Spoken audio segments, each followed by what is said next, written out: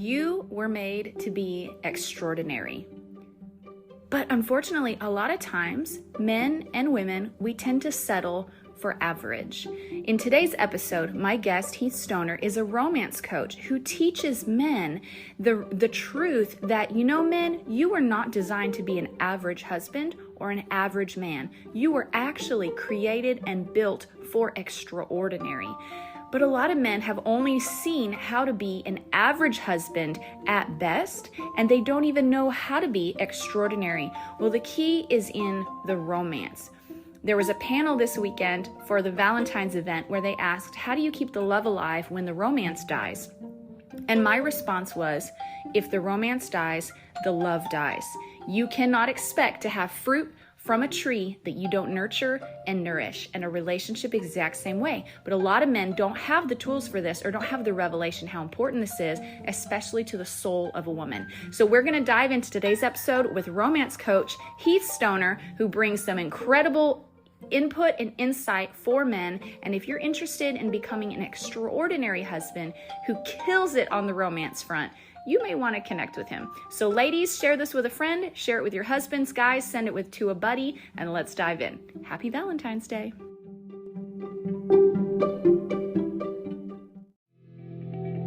Hi, you're listening to Java with Jen with your host, Jenna Lee Samuel.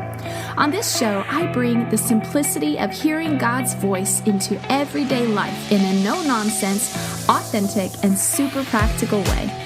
With coffee in hand and real life in our faces, let's do this. Psst, hey, it's Jen.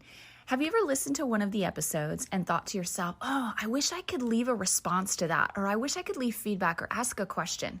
Did you know there's actually a way to do that in Spotify now? I know, it's super cool. So if you head over to Spotify and search for Java with Jen podcast or Java with Jen, Hearing God's Voice for Everyday Life, you may have to search all of it. And then you go and check out my most recent episodes. There are polls and Q&A options that you can weigh in on, and I can connect with you that way over here on this platform. I usually use Instagram to connect with you guys, but now with this feature from Spotify, it's a super cool way to engage with the content of each episode and talk to me directly. I'm looking forward to hearing from you guys. So go head over to my latest episodes on Spotify, and let's do that right now. Hey, you guys, thanks so much for joining me today at Java with Jen. I have a very interesting guest with me today. Now, he goes way back 20 years ago to my Bible school days, but he is a romance coach for husbands. And yes, he's a believer, which is even more refreshing. And so my guest is Heath Stoner. Heath, it is great to have you on the show today. Generally, thank you so much for giving me the opportunity and inviting me. Absolutely. Now, for you guys, I know you guys may not know Heath Stoner. Maybe some alumni that are hearing this episode are familiar with Heath, but Heath is someone that I met back when I was in Bible school, and I didn't interact with Heath a whole lot because he was the men's director. But of all my guy friends on campus and my brothers, they all spoke super highly of Heath, and he really challenged the guys to rise up to their Christian masculinity, leadership, all the good things that us women hope that they will grow into. And so Heath has actually started, and we'll let him share the story, started a coaching business, or I don't know if you want to call it business, almost more like a ministry really, but a coaching business working with men, training them how to be the most romantic husband in their zip code. So Heath, tell us a little bit more about you, and then we can dive into how that came about. Yeah, so I'm 49 years old, and I'm a youth pastor. I work in a youth pastor in my local church.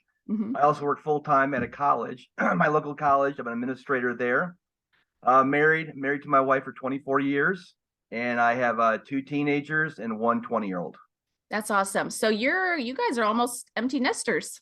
Yes, our last one's a senior in high school. Oh, is that like ripping your heart out? Yeah, because I love my kids so much, and they're so close together. But this is how God, has caused it. So yeah, I'm struggling with both ways. No kidding. So are any of them married yet? Any of your sons have serious girlfriends? No, all 3 of them have never dated, because they're all waiting for the time in their life where they actually could be in marriage. So that could be happening very soon. Yeah, no kidding. And I saw you had made a post on Facebook. In fact, you guys may want to end up following him on Facebook if that's a public option, but he shares these axioms of like little short wisdom nuggets for men. And I just think they're fascinating. But I noticed you had shared something about how you've been working with one of your sons, maybe both of them, to start saving money towards like an engagement ring, a car, things like that. I love that forward thinking. Where did you come up with that idea? Oh, through lots of wisdom, through lots of mentors, through lots of books. But just the whole idea, the poor plan for Saturday night, the rich plan for 2 or 3 generations. Yeah. So I was trying to help my son be a forward thinker, not ever get into debt.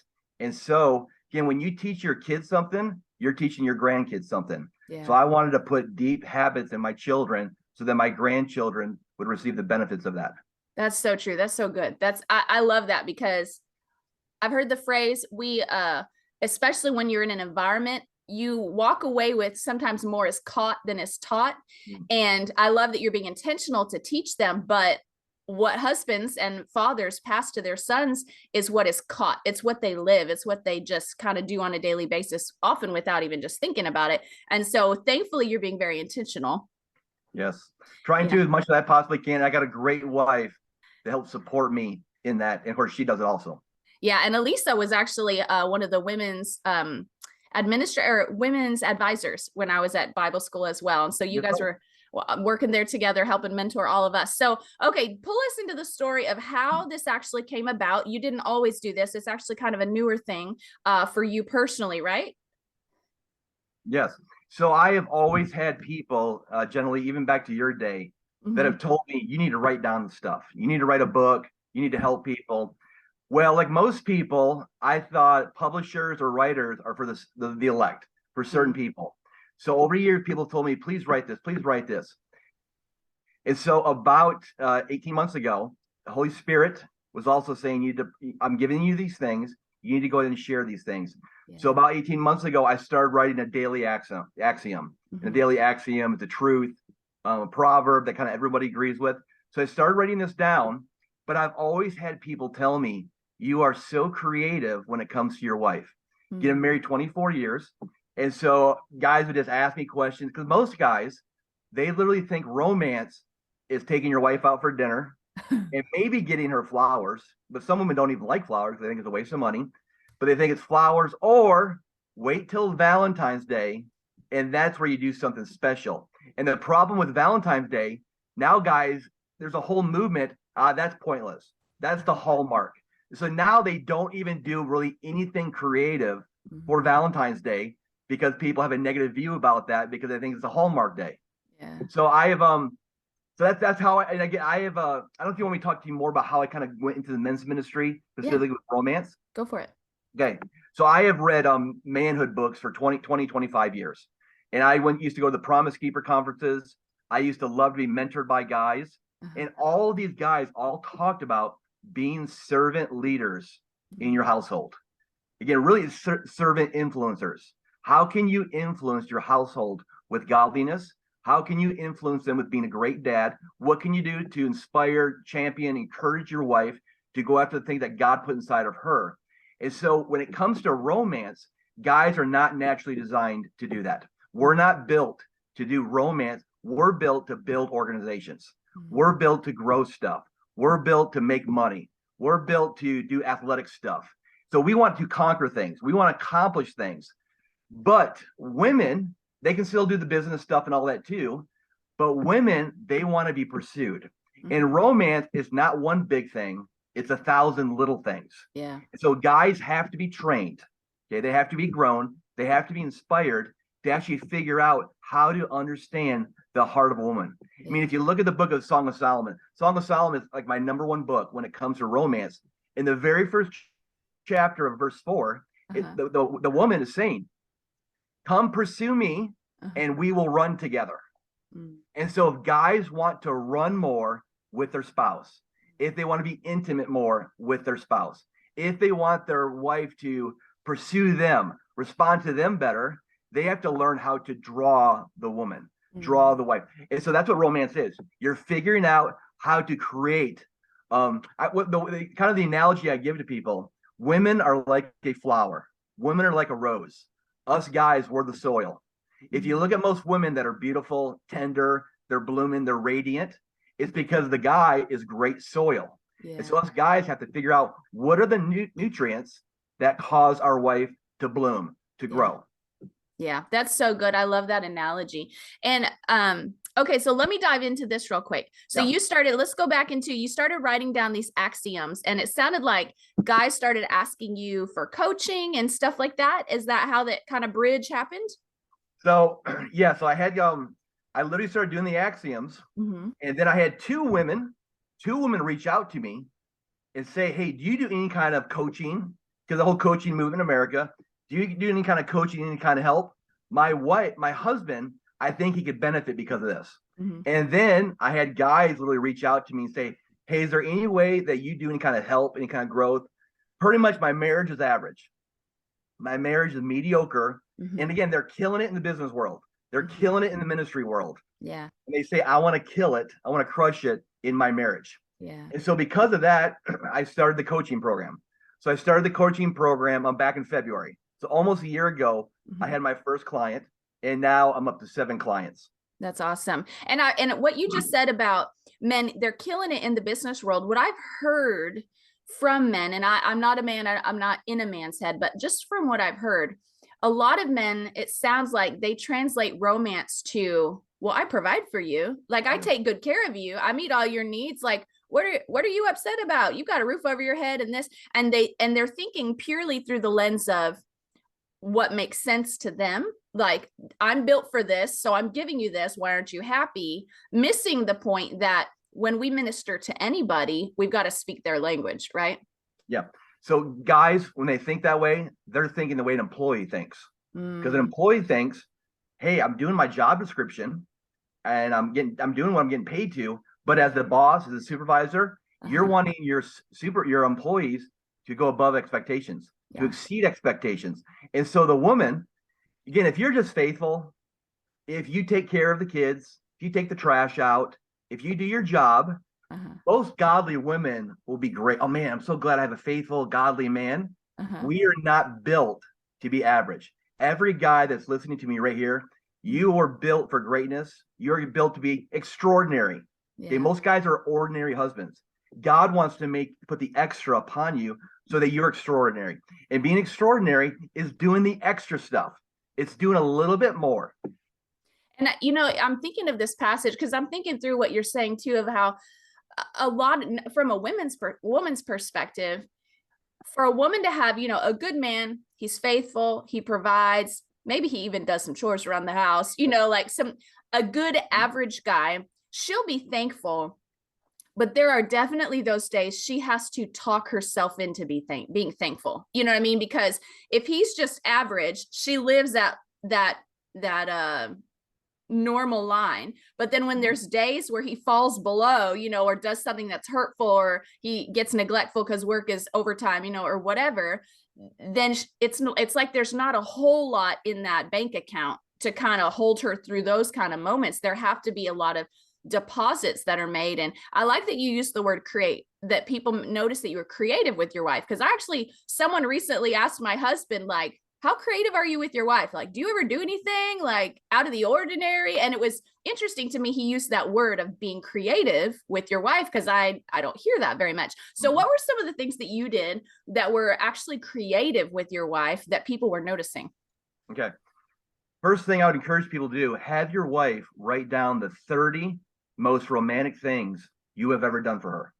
She may write down, you gave me this flower, you wrote this poem, that time that you opened the car door for the whole, whatever it might be. Have her write down all those 30 things. Once you get that list of 30 things, gentlemen, you go ahead and laminate that. Okay. You laminate that, you just put it in your sock drawer, and then you just pull that thing out. Okay. It's literally the list of what you've done that's legendary in her life. And then after you write those 30 things down, you're going to have some creativity come inside of you. Okay. Yeah. So if she wrote down, man, I loved when we went around the park and you picked up a wildflower.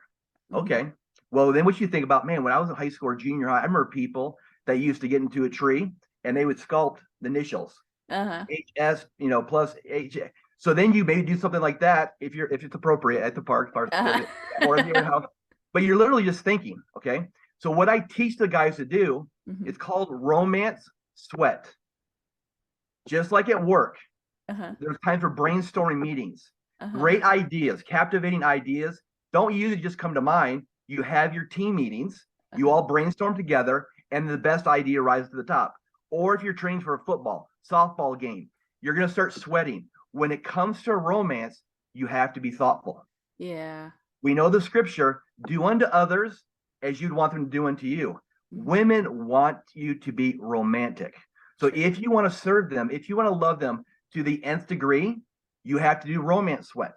You got to get out your notepad, or you just start observing other guys.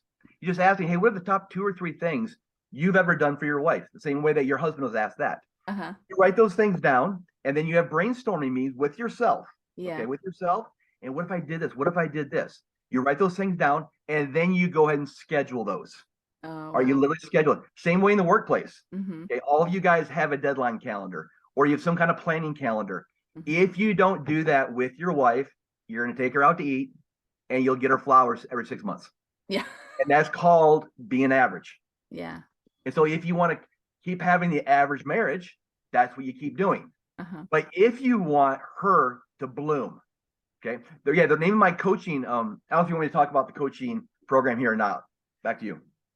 Well, did you want to? You can go ahead and go follow that thought. Well, just the name of my coaching program is How to Become the Most Romantic Husband in Your Zip Code. And the reason I called it that is our wives are around lots of other ladies in our zip code, whether at the Bible study, whether at the MOPS group, whether it's going out for coffee, working, whatever it is. And so they're rubbing shoulders with other ladies, and you want your wife to become so radiant, again, the whole blooming of the flower, that, again, people, I know what happens to guys. Guys, when they get around other guys, sometimes they start talking trash about their wife. They start calling her the ball and chain. And they talk about all this stuff. Women probably sometimes say, I wish my husband did this, or why does he have this attitude, or whatever it is. You want to be so romantic that when your wife gets around other ladies, she's literally bragging about you.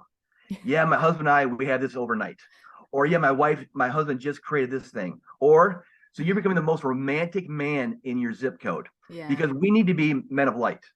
We need to be men of impact and influence, not just killing it in the business world. You're not looking for the early retirement, not the cool vacation. All those things happen. But what can we do so that our wife is literally a raving lunatic about being our wife? Or she just cares about us, so forth.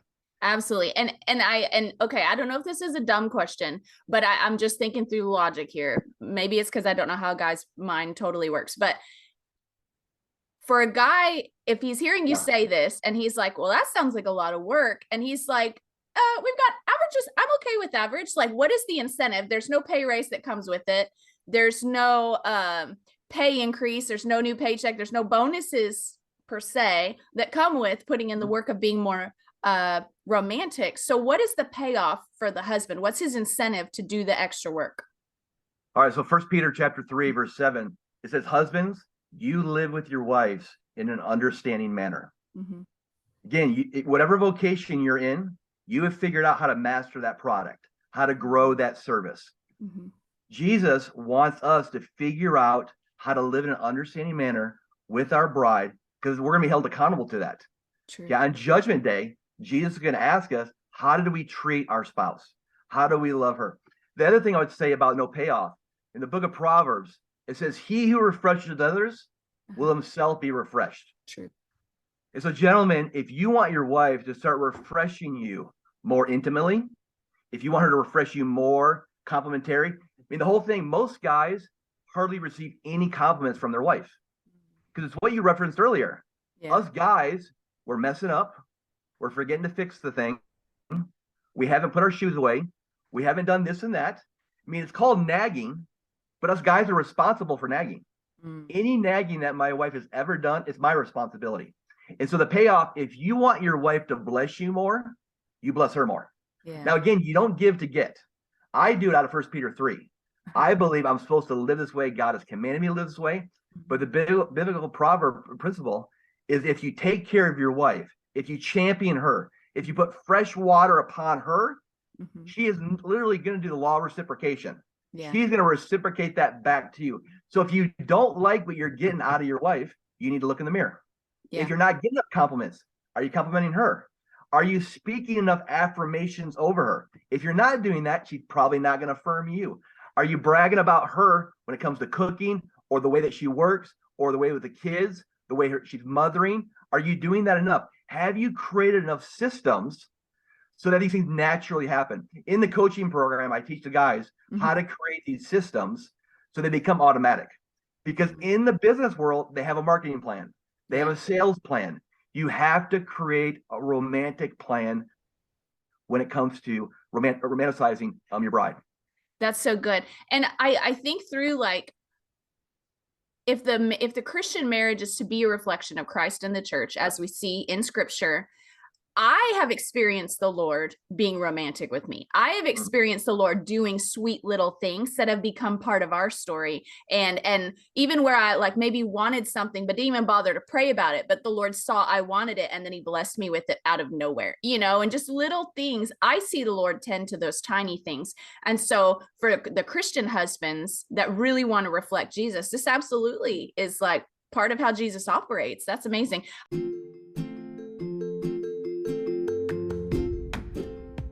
Whether spring is upon us, New Year's is around the corner, or fall is on the horizon, we always have a reason to be digging through our closet and updating what we have to wear.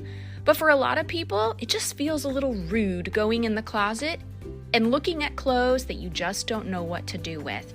Many of the women I've worked with don't know how to choose clothes that will flatter their body or capture their style.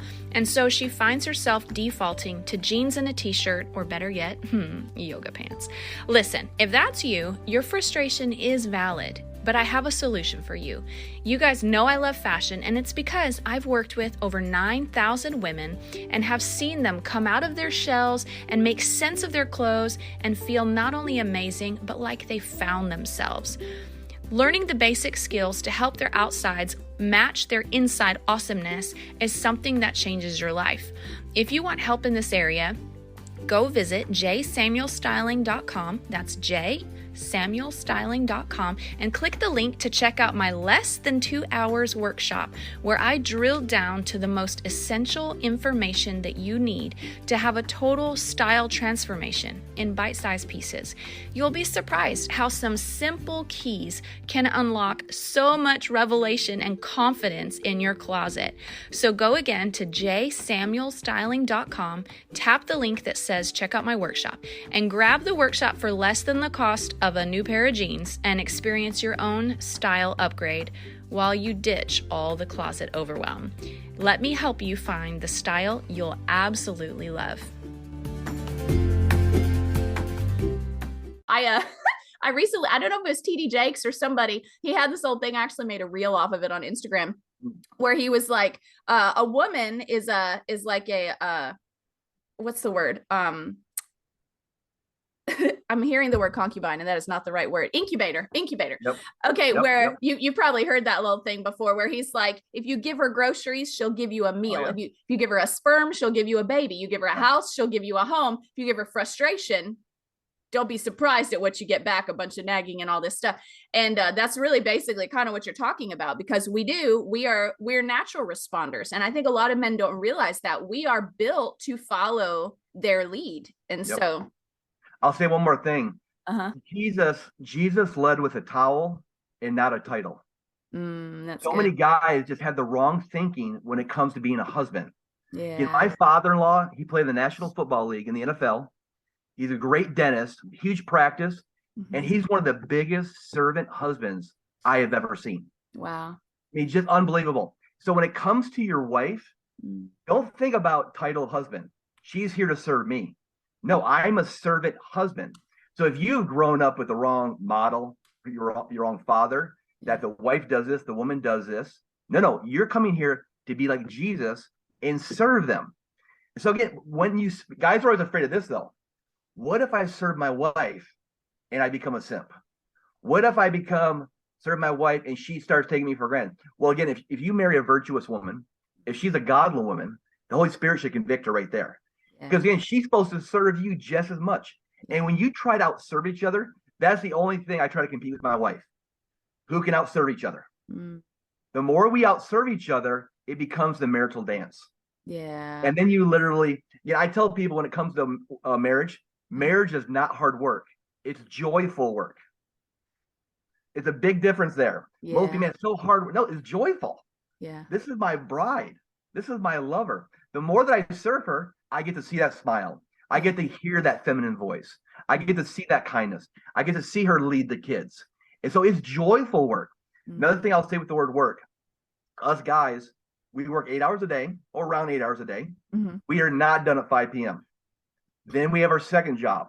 And the second job is not sitting lazy boy. Or work in the garage. Whatever it might be. The second job is to lead. When I say lead with the towel. Okay, lead with the towel. Yeah. Lead with the towel, not with the title. And so lead your wife, lead your children. And again, I'm just like all the other guys. I fail. I let my family down, but I don't stay in the pit of despair. I don't allow that. The Holy Spirit doesn't allow me to stay in that pit of despair. But instead, he'd get out of the pit, rise up, get back in the game, and start conquering, start dominating, start being the Braveheart and the Gladiator. I mean, most guys, they love following a general. Okay, they love following somebody with authority. That's why some guys struggle in worship services because it's all about he loves us. You know, they're constantly singing that. They want to hear about be bold. Yeah. Go take it. Go after it. Guys have that inside of them too. So yes, we have an intimate relationship with Jesus Christ, but also we have a mission. We have a passion. Yeah, that's so good. I still remember, I still remember in college, and I have thought about it many, many, many times over the years. Yeah. I remember you and Elisa, I don't know if it was a panel or if I heard you guys in passing, because I didn't spend really hardly any time with you guys at all. And I just remember you saying, marriage is not hard work. Marriage is happy work. Yeah. You're just, if you make it your goal to outserve one another. And I remember you saying that even way back then. And so I love hearing how that has actually fleshed out now, all these 20 years later, you know? Yeah. Okay. So talk to me about the impact this has on legacy, because men have sons, and what about even with daughters, you know, like talk to us about that. Okay. So most of our kids may not ever read a marriage book. They might not be in that culture. They might not be in that college group. They may never read a marriage book, but they're going to see the marriage book every single day. And so how they see that is how you treat your spouse. Yeah. And so when it comes to legacy, if you want your kids to have great marriages, you and your spouse have to be the marriage book or the marriage movie. They have to see it, and then you got to talk to them about it. And so my son, Zach, when he turned 12 years old, I started to write a passage for him called The Year Becoming a Man.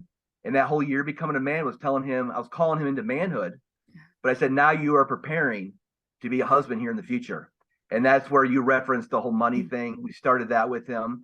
But I want my grandkids to have an incredible marriage. Okay. Yeah. I come from a lineage of great marriages. My parents right now have married 58 years. Wow. Both my grandparents died a few years ago. They were married about 77 years each. And they didn't do anything intentional.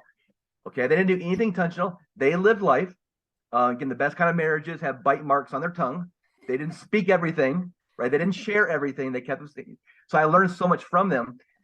But again, if you want to have great kids, great grandkids, you have to talk about it. You have to live it. You have to share it. And then the stuff that I just talked about in the coaching program, I am giving them the ideals and then the practices of what to do.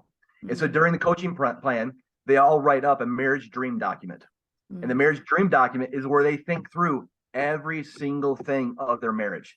So yes, us guys, we love legacy. You know, us guys love talking about that, doing that. We love to share stuff. We're hoping people take it. But you guys are all called to do this with your kids and your grandkids.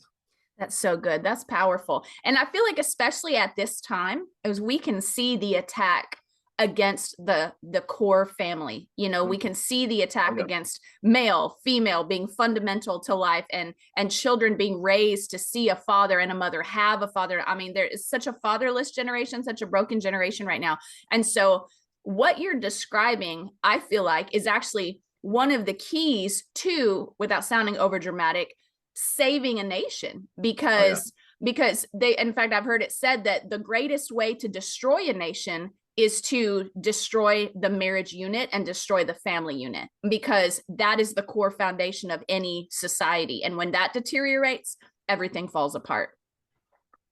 Absolutely. If I had to pick one thing to save our nation of America, it would be to save the boys. One, to save our country, save the boys. That's why I want to speak this quote to everybody listening. There has to come a time where the boy sits down and the man stands up. And it doesn't matter what age you are as a man, you have to sit down that boy, and that boy of selfishness.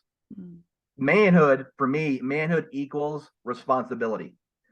And so you are responsible, men, to do everything in the household. When I say do everything, make sure it's getting done. So my wife, several times, she told me just a few nights ago, hey, I think you need to spend a little more time with our girls. Again, I want them to become daddy girls. Yeah. So they are becoming daddy girls, but she is just my wife is the sandpaper in my life. Sandpaper, some people don't like the image. I love the image of sandpaper because it smooths out. It smooths out all the hard edges. So when your wife confronts you, when your wife counsels you, gives you advice, you take it, you receive it. Why? Your wife loves you more than anybody else. Yeah. Why would you not listen to her? The only reason you wouldn't listen to her if you think you have a title over a towel. People have it. But again, same thing for you ladies. If your husband gives you any kind of advice or shares something, don't get resistant. Don't get prideful. Bite your tongue. Listen to him. And maybe he doesn't say it in the right tone. Maybe he doesn't say it at the right time. But this is your lover. This is your husband. Listen to it so that you guys can grow together. That's so good. That's such good advice. Okay, now today, when this episode is going up, is Valentine's Day. So let's say some women get this episode into their husband's hands, and the husbands are like, oh, I have failed in this area terribly. And they're thinking Valentine's is almost over. They're trying to, see the clock. Okay, now what would you say to men who find themselves in that position? Well, go ahead and get the whole romance sweat. Go ahead and create 2 to 4 things that you thought in the past that your wife really appreciated, or you can give her that sheet of paper and have her just write it down. Again, for me, Valentine's Day is the mountaintop. Okay. But throughout the whole year, there's lots of other peaks, and the other peaks are every single day. So again, you don't wait for Valentine's to do something incredible and great, but go ahead and write those down. Have your wife, again, write out those 30 things that she really appreciated. But then you just go ahead and ask her some questions. Hey, babe, what do you really appreciate that I do? And have your notepad out. That'll blow her mind. Like, why do you have a notepad out? I want to make sure I start doing this better. It'll be amazing to her. Get a notepad and pen, write those things out, and then just go ahead and schedule those things, whatever they might be. Again, when it comes to flowers, you probably have given your spouse flowers before. One thing you can do, go ahead and grab 2 roses and just go ahead and pull out a petal each time and say, babe, I love you, and just tell her why you love her. And then pull out another petal. Man, one of my favorite memories of you is this. Pull out another petal. You're just doing creative stuff. If you ever play cards together, at the end of the card game, when she goes up to bed, just go ahead and put the cards back on the table and put I love you in the card there. So when she wakes up in the morning, all this is, it's not something, oh, how'd you think about it? You just got to think about it. Whatever it might be. It's just thinking about little stuff. When you were growing up, I bet sometimes you had a fort in the house. Some kind of fort in the house. Your parents had some chairs and put a towel, put a blanket over it. You do the same thing in your bedroom. Bring some chairs, put it in the floor of the bedroom. Go ahead and put the thing over there, and then read your wife some poems. She would love it. Dim the lights a little bit. Again, it's nothing legendary. All you do is just think through what's happened before, and what can I do to tweak it? What can I do to spin it? I will say, go ahead, Jenny. Oh no, go ahead. Finish your thought. Well, just one guy. So actually, the first guy that I started coaching, the reason he reached out to me is his wife had left him. He was in his 50s. He was a chief financial officer, massive company, making several $100,000. The reason his wife left him, he did not know how to take care of her heart. And I want to speak that to all you guys. If you don't learn to take care of your wife, her heart specifically, in her 30s, 40s, 50s, or 60s, if she's experienced enough pain, she may leave you. 80% of divorces are initiated by women. So here's what he would do. She would ask him, hey, could we go to Starbucks and read the Bible together? He'd be like, I don't like coffee. Nah, let's not go there. She would say, hey, can we go for a drive out in the country? She'd like to see the sun and the fields. Like, that's a waste of gas. The only time that he pursued her for intimacy was about 9:30 at night.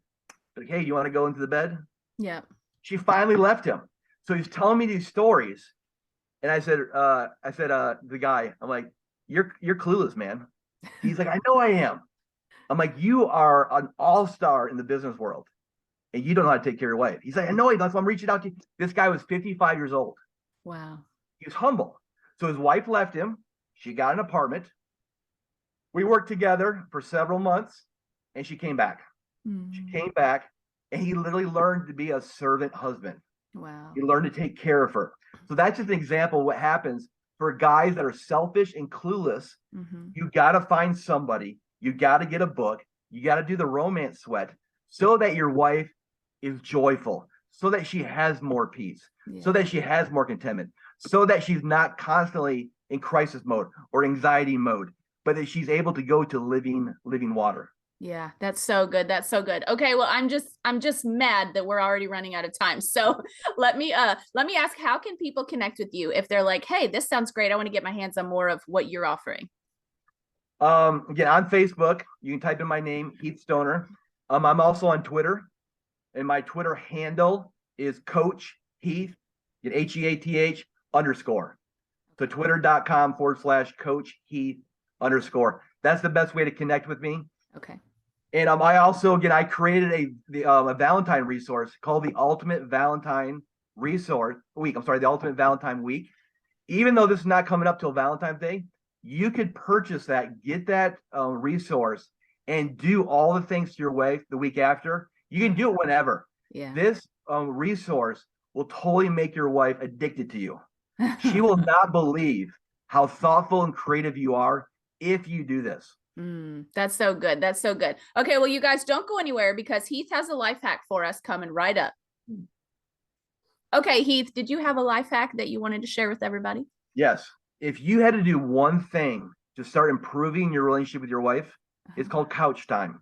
And couch time is when you get home from work, she gets home from work, whatever. After you put your stuff away, get the kids around and so forth, get on the couch, look at each other, and connect every single day. 10 minutes. How's your day go? What was the best part of the day? What was the worst part of the day? If you have that daily time, not daily time with the TV, but literally couch time, look at her in the eyes. Enjoy those eyes. Enjoy those lips. Enjoy those cheeks. Let her look at you. Just connect that.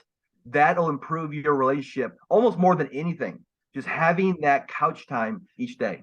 That's so good. And I love that of all these things you're suggesting, all of them are simple. None of them are expensive, like a trip to Aruba, which may come as a peak moment, but none of it's expensive. None of it's really super costly. It just costs selfishness and laziness. And that's an easy trade-off when it comes with all these benefits of a healthier marriage and healthier children. That's right.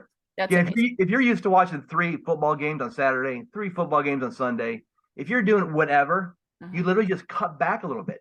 Cut back, get out the notepad, get out your computer, and just start brainstorming and scheduling what you're going to do with your spouse. I mean, right now, you guys should already be deciding and scheduling what you're going to do with your overnight for your spouse in April. We're going to take her, what you're going to do. Again, it doesn't have to be a $300 night hotel. Yeah. Yeah, just do something good, something special there with your wife, and don't just do stuff on Valentine's. At the same time, do not neglect Valentine's Day. That's so good. And Heath, how can people find that resource that you have? Did they just shoot you a message on Twitter or Facebook? Yeah, on Twitter, it's actually the very top of my Twitter page is it's the URL. The URL is there that they can click on that, download that, and so forth. Okay, perfect. So go follow him on Twitter. He's very active over there. Heath, thank you so much. You came on here very spur of the moment with me this weekend, and I'm so grateful. And I'm really excited to share this episode out with my listeners and have them send it to their husbands. And I've had listeners. There was actually a marriage that was saved through a marriage episode that I did. They connected to that person, those counselors, and actually rescued their marriage. They rededicated their life to the Lord, and now they're serving the Lord as a couple. It's just beautiful. And so I see a lot of potential in people coming across your material, and if nothing else, just getting the wheels turning for them to change some habits. So thank you so much. Thank you, Jenna Lee. And again, I'm proud of you. I told my wife last night that I was going to be on this podcast. She totally remembers you. She totally remembers your bubbliness, your vibrancy. So God has deposited that inside of you to be able to bless the people that are listening. So keep going for it. Thank you. I appreciate that so much. All right. Well, you guys, thanks so much for joining me today. As you heard, this was just a fun episode, but really, really rich. And honestly, don't let the fun and the lightness of it take away from the depth and the importance of it. It's actually hugely important. So I would say share this episode out with it won't be hard to share it with your girlfriends. Share it with some guy friends that you have as well for their wives and their marriages. And so otherwise, you guys, make sure you're subscribed so you don't miss next week's episode, and we'll see you next week.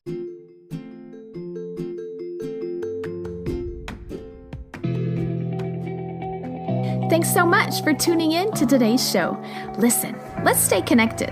Come follow me on Instagram at JavawithJen, where you can follow the latest and say hey. It's a really great way to stay in touch. Many of you have also asked how you can support the show. You can make donations through the Anchor app or on Patreon, or of course by sharing, rating, and reviewing on social media and iTunes as well. Your heartfelt feedback always reminds me why I do this. Also, don't miss our merch store where you can get super cool Java with Jen swag and coffee. Find it at JavawithJenMerch.com. Until next time, remember, hearing God's voice is simple, and He wants to be a part of your everyday life. See you next week.